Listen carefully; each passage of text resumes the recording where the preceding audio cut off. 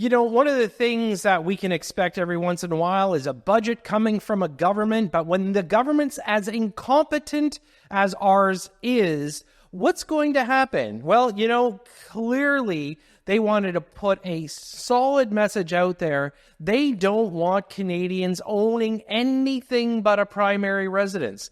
Now, what I find interesting about this entire narrative about the budget is they do want to punish Canadians for making a little bit of money on investment real estate. And the only way you're ever going to do that is owning it long term. So what are we doing? Hey, something they're incapable of doing, and that is providing rental income. Not everybody's going to own real estate. It's as simple as that. Listen, 30-40% of the population, they don't want to own it. They don't want to have the responsibility. They don't want to invest the money into it. So they're going to be tenants, okay? This is part of natural life. And without your typical real estate investor, your mom and pop, some of the great Canadians out there that are trying to create generational wealth, what happens? Then they wouldn't be building properties, they wouldn't be buying properties, and ultimately in the end, we would have a lot higher degree of homelessness. Because guess what? If you want to count on the government for doing anything, don't. Never hold your breath thinking they're going to create something that we as Canadians need. And you know what? There was an interview done yesterday with Chrystia Freeland, of course, Deputy Prime Minister, blah, blah, blah, Finance Minister. I don't know where she got her degree in finance, quite frankly. I'm pretty sure it's at the local outhouse. But let's see what she has to say, because quite frankly, she misses the boat one more time. And you know what? Never a direct answer. Let's take a look. The changes to capital gains tax. And I'm wondering, did you need to even introduce those changes if you had acknowledged that the housing crisis was what it was at an earlier juncture? Would you need to be spending so much on increasing the supply if you had realized perhaps earlier that you could have deflated demand to better impact prices and not raise taxes in any way? Canada is a growing country, and I think that is a great thing. I think as a country, we have been under-investing in housing for a generation. Okay, hang on for a second. So, one of the reasons why I need to stop on that, where she said flat out that we've been under-investing in real estate for a generation. Hang on, how long has the Liberals been in power? 8 years. How long is a generation?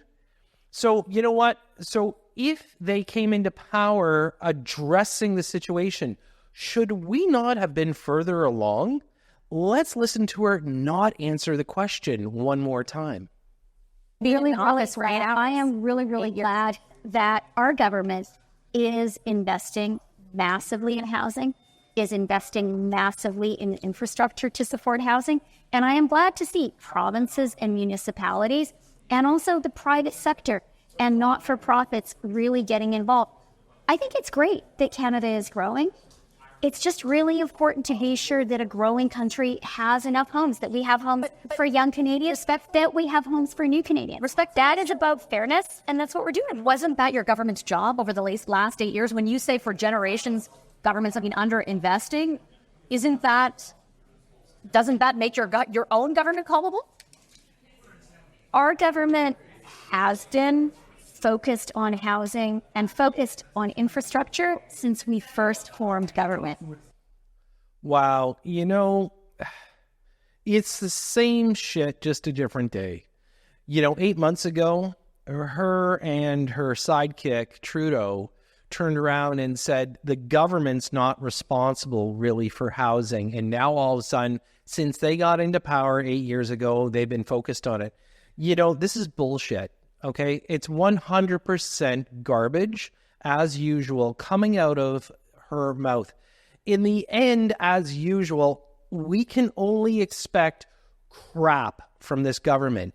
Them sitting there saying that they're investing. Look, the only way we get out of our housing issue is only with private Canadian companies investing themselves into building and providing it. If we want to count on them, it will never happen. Again, the comment of 3.9 million homes by her and Trudeau saying that's what they're going to build by 2031 is an absolute impossibility.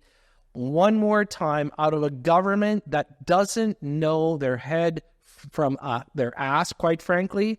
And when we take a look at the big picture here, they're hanging Canadians out to dry one more time.